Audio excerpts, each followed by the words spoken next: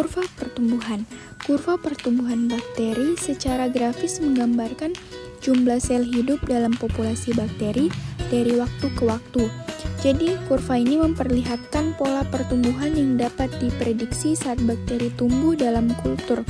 Siklus pertumbuhan adalah rangkaian tahapan yang dilalui oleh suatu organisme atau sistem dari awal pertumbuhan hingga mencapai kematangan dan regenerasi atau kematian. Jadi, apabila populasi mikroba ditemukan pada suatu media pembiakan baru, maka akan dibentuk suatu kurva yang sudah ada pada gambar, dengan X adalah waktu dan Y adalah pertumbuhan bakteri. Ada 4 fase dalam pertumbuhan bakteri atau kurva bakteri, yaitu yang pertama ada fase log, yang kedua ada fase eksponensial, yang ketiga ada fase stasioner, dan yang keempat adalah fase kematian. Jadi yang pertama adalah fase log atau yang bisa disebut juga fase istirahat, di mana di sini yang terjadi adalah tidak ada pertambahan populasi. Yang kedua, sel meningkat ukurannya sebagai akumulasi bermacam-macam komponen sel, di mana ada pertambahan ukuran tapi untuk populasinya belum ada. Yang ketiga, sel mengalami perubahan dalam komposisi kimiawi. Yang keempat, induksi enzim terjadi sebelum metabolisme aktif. Yang kelima, adanya fase lag atau lamanya tergantung pada biakan induk yang digunakan. Jadi lamanya perkembangbiakan tergantung pada spesies bakteri yang digunakan. Tetapi ada beberapa mikroba yang dapat menghindari fase lag ini.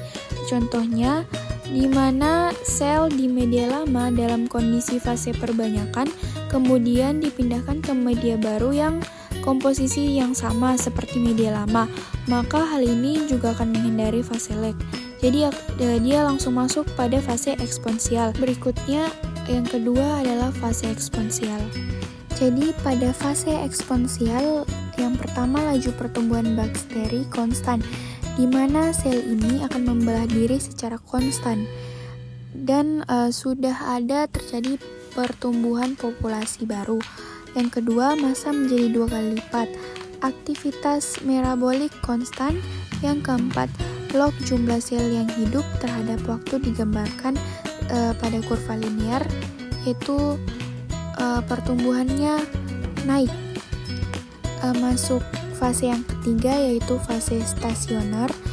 Jadi pada fase stasioner ini yang pertama, bakteri yang viabel maksimum dan sisanya konstan.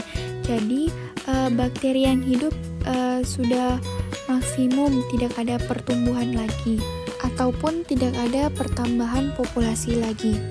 Yang kedua, laju pertumbuhan kurang karena perkembangan lingkungan yang tidak menguntungkan disebabkan ketersediaan oksigen berkurang, habisnya nutrien, perubahan pH, dan penumpukan bakteri.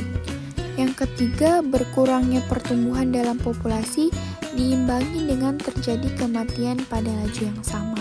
Berikutnya, fase keempat yaitu fase kematian. Sel yang viabel atau sel yang hidup sudah berkurang pada fase ini. Kemudian, lingkungan biakan menjadi gangguan. Jadi lingkungan perkembangbiakannya menjadi gangguan. Terus sel yang mati melebihi sel yang viabel atau sel yang hidup. Jadi sel yang mati lebih banyak daripada sel yang hidup.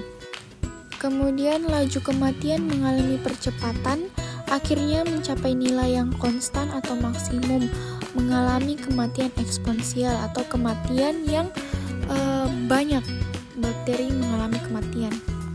Kemudian sel bakteri mengalami lebih kecil ukurannya, tidak normal atau tidak merata dalam pewarnaan.